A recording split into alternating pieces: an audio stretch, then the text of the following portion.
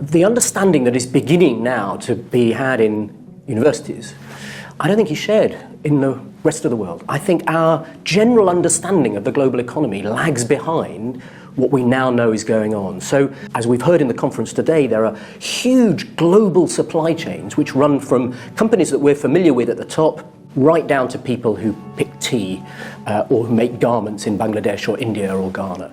That's a different way in which the global economy is now organised from one perhaps we have in our imagination. Similarly with work, we've been hearing today about the gig economy and the way in which automation is coming into the labour force. Nearly 3 million people working on platforms on their smartphones, and that's how they're employed. They're given their work through their smartphone. These are different ways in which the economy is changing, and what we wanted to do in this conference was to bring the understanding of that that's beginning to emerge now in universities, in the academy, to a wider audience of people who work in policy, in politics, in business, trade unions, in civil society and in the media.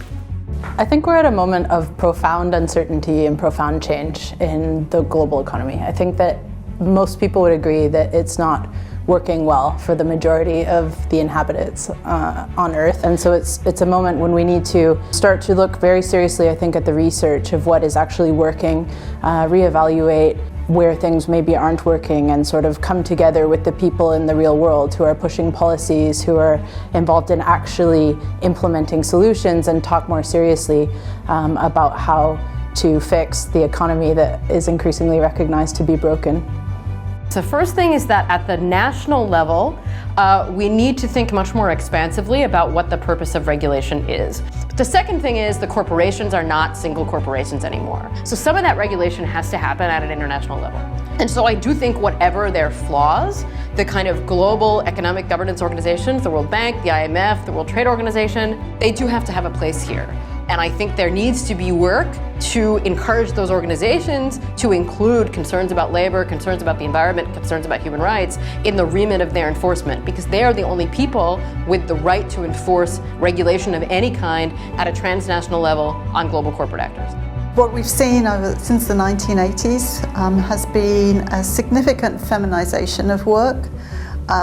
Global value chains have created, and sourcing from low-income countries has created hundreds of millions of jobs for workers, many of whom have not previously been in paid employment, and a significant proportion of those are women. There are also major challenges in terms of, firstly, the type of work. So a lot of that work is casual or what I call fragmented work, so based on zero-hours contracts or other types of employment or work, paid work, which is not secure. And then the other major challenge at the moment in terms of the trends is automation and the potential, at least, of that to reduce the number of paid jobs in the future.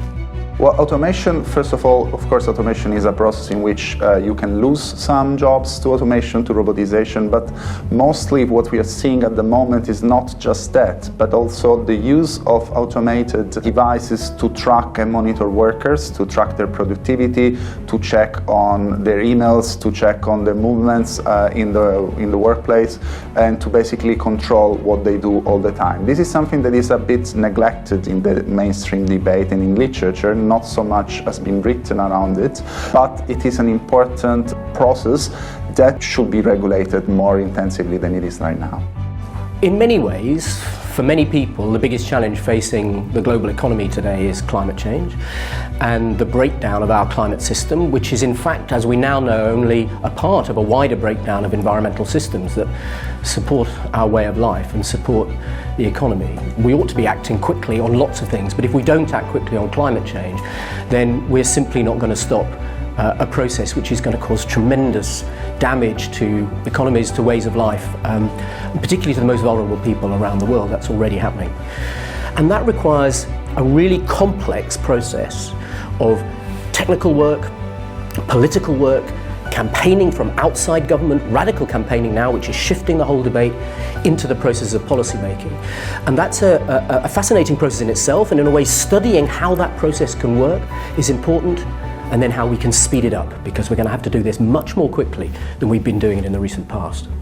SPERI has a really unique mission and mandate, I think. If we look at academia, a lot of the time academics are doing incredibly important, relevant, powerful research, and they don't always communicate it in a way that makes it accessible and usable to policymakers, to NGOs, to trade unions, to the people who are really looking for evidence-based policy. And so I think we have this really unique mission in that we take the research that's being done across a broad range of issue areas, and we help academics to communicate that research in a way that it gets traction in a wider audience and really help close that gap between academia and the real world.